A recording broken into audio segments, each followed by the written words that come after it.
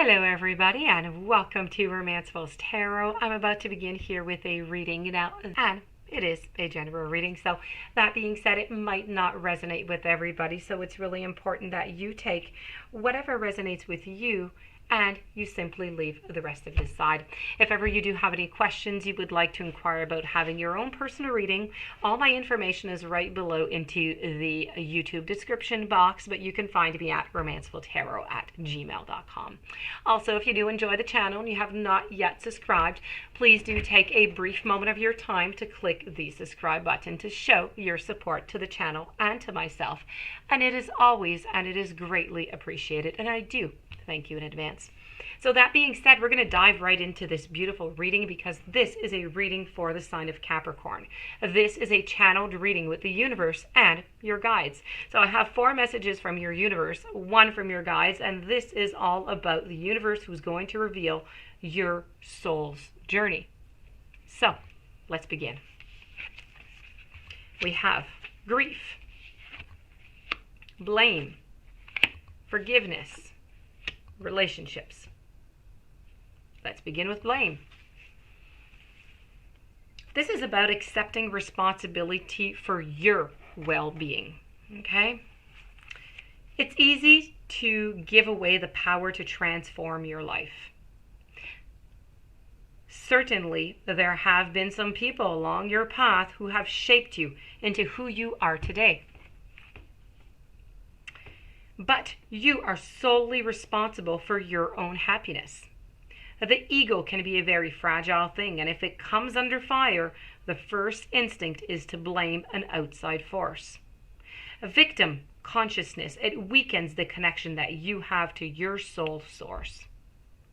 Now the mindset says, I don't have the power inside myself to break free because someone else's power is stronger.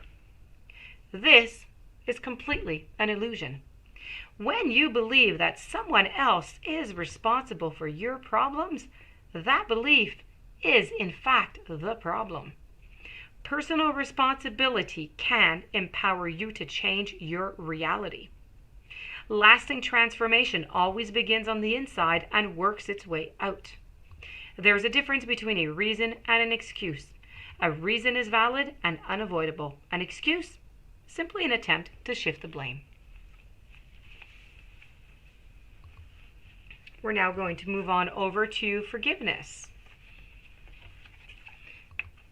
I acknowledge that harboring resentment blocks the flow of love. You can never flow with your natural energy of love unless you release the negative energy of hate. Unless you release that negative energy of anger, of intolerance, or of blame. Every soul in your path has free will, and you have no control over that. What you do have control over is how you react to the manifestations of others' free will. Holding on to that negative energy is going to strengthen karmic cycles, and forgiveness can break that pattern. The most important person you must learn to forgive is always yourself. And blaming yourself for failures, what's it do? It blocks that natural flow of love, which will attract all good things into your life. Moving on over to the following, we're going to be speaking about grief. This is about understanding that losing something is an opportunity to appreciate it. Nothing is gone forever. The belief that we have lost someone or something is merely an illusion to assist us in learning to appreciate our having had in the very first place. The emotion of grief and the sense of loss are absolutely real, but that is the point. The lesson of loss is not about the actual physical separation, because the parting is really temporary and illusory. So the point of the lesson really is to acknowledge that the bonds of love, they never end, and that we have never been abandoned. They never end. We have been never abandoned. And when you accept in your heart that you will be reunited with everything you have ever loved and everybody. It is going to give you the ability to move beyond your grief and derive something beneficial from that experience. To wallow in grief is to pass up the opportunity that you and your soul family have devised and learn nothing from it. So instead, allow your grief to take you to a place of deeper understanding. And the final message is all about relationships. Now, I am attracted to those people who serve my higher good. In this three-dimensional world in which we live, there is a sense that we are separate one from another, and also that we kind of meet each other by chance. But this is an illusion. The people in our lives are drawn to us, and they're there for a reason.